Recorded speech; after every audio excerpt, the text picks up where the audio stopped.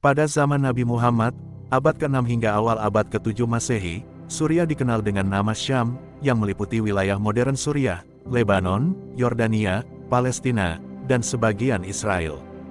Berada di bawah kekuasaan Kekaisaran Bizantium atau Kekaisaran Romawi Timur. Bizantium adalah kekuatan besar umat Kristen Timur, yang berperang dengan Kekaisaran Persia Sasaniyah dalam periode sangat panjang. Negeri Syam menjadi pusat perdagangan penting di Timur Tengah. Banyak rute perdagangan melewati wilayah ini menghubungkan Jazirah Arab, Mesopotamia, dan Mediterania. Mayoritasnya dihuni oleh orang-orang Kristen dan Yahudi, tetapi juga terdapat sebagian kelompok Arab yang tinggal di wilayah tersebut. Sebelum diangkat menjadi nabi, Nabi Muhammad pernah melakukan perjalanan dagang ke negeri Syam, terutama ketika beliau bekerja untuk Siti Khadijah. Setelah Nabi Muhammad SAW diangkat menjadi Rasul, beliau mengirim surat kepada Kaisar Bizantium bernama Hercules atau Heraklius, yang saat itu memerintah Suriah dan sekitarnya. Surat tersebut mengajak Kaisar Hercules untuk masuk memeluk agama Islam.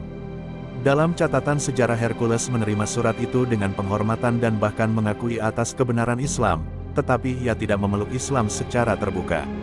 Pada tahun 629 Masehi, terjadi pertempuran Mu'tah antara pasukan Muslim dengan pasukan Kekaisaran Bizantium dan Ghassaniyah yang berlangsung di Mu'tah, sebuah kawasan dataran rendah di Balkan negeri Syam.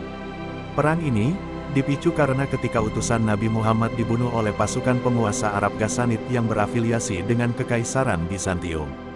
Setelah Nabi Muhammad wafat, Suriah menjadi salah satu wilayah pertama yang ditaklukkan oleh pasukan Muslim di bawah kekhalifahan Umar bin Khattab.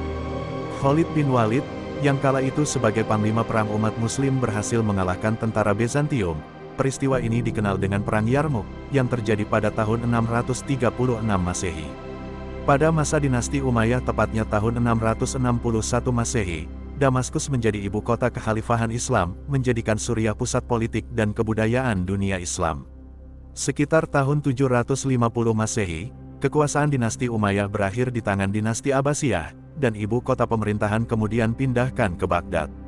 Dinasti ini berkembang pesat selama 2 abad pertama, pada akhirnya dinasti Abbasiyah runtuh pada tahun 1258, antara lain dikarenakan serangan bangsa Mongol yang dipimpin oleh Hulagu.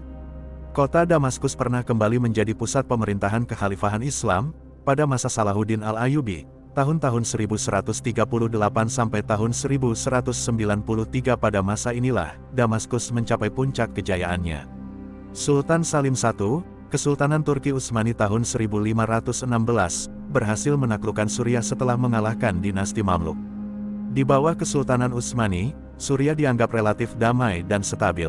Kekaisaran Turki pernah menjadi kekuatan besar umat Islam, menguasai wilayah yang luas di Timur Tengah, Eropa Timur, dan Afrika Utara.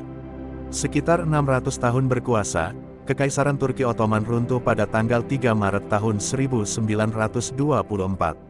Setelah kekalahan Ottoman, Suriah berada di bawah mandat Prancis berdasarkan Perjanjian Sykes-Picot. Perjanjian ini menyatakan bahwa wilayah Arab di bawah kekuasaan Kekaisaran Ottoman harus dibagi menjadi wilayah pengaruh Inggris atau Prancis, setelah berakhirnya Perang Dunia I. Pasukan Inggris akhirnya merebut Damaskus dan Aleppo, sedangkan Prancis menguasai wilayah yang sekarang menjadi Suriah dan Lebanon. Di bawah tekanan penjajah, rakyat Suriah bersatu melawan pendudukan Prancis. Perlawanan sangat besar, hingga dikenal sebagai pemberontakan besar Suriah.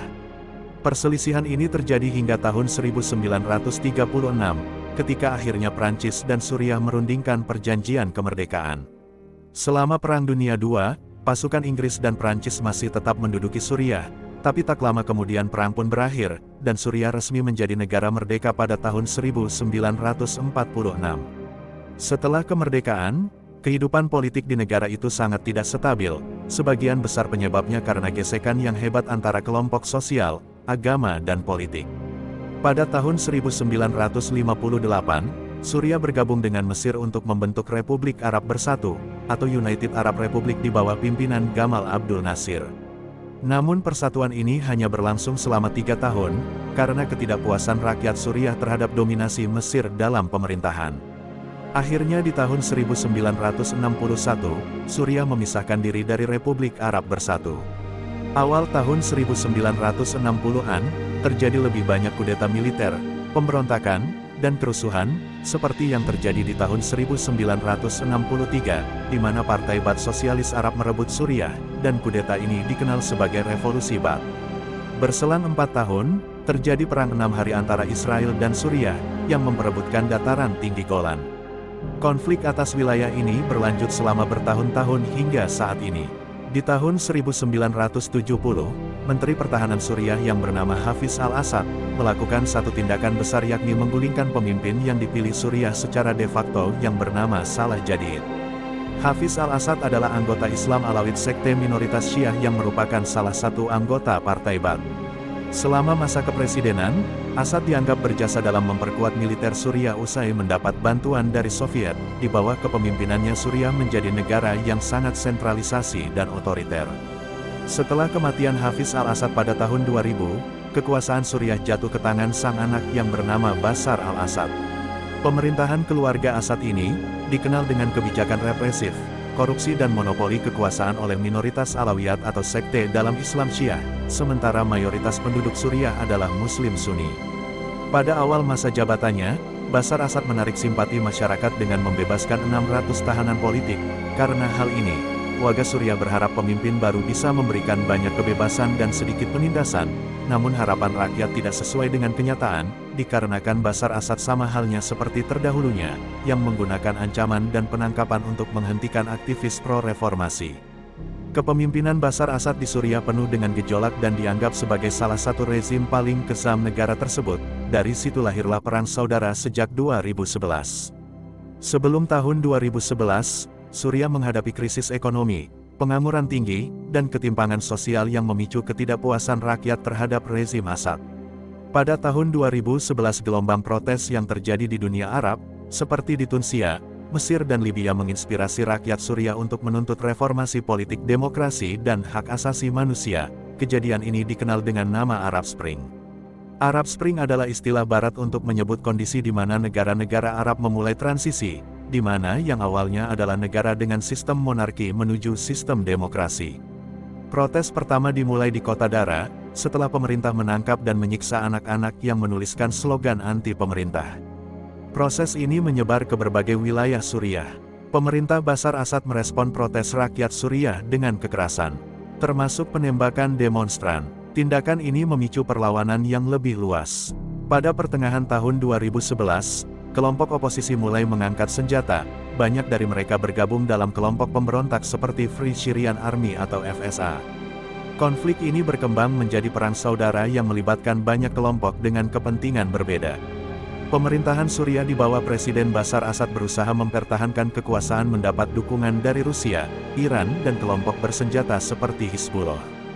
Free Syrian Army, kelompok oposisi utama yang terdiri dari mantan tentara Suriah dan warga sipil yang menentang Assad, didukung oleh beberapa negara barat seperti Amerika, Inggris, dan Prancis serta negara-negara Teluk seperti Arab Saudi dan Qatar. Kelompok ISIS yang muncul pada tahun 2014, menguasai wilayah besar di Suriah dan Irak. Mereka memperjuangkan negara Islam dengan cara kekerasan.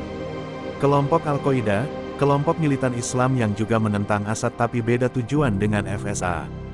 Dampak dari peperangan ini, lebih dari 500.000 orang tewas, termasuk banyak warga sipil, jutaan orang terluka atau kehilangan tempat tinggal, lebih dari 6 juta orang mengungsi di dalam negeri dan lebih dari 5 juta orang menjadi pengungsi di luar negeri, terutama di Turki, Lebanon, Yordania dan Eropa.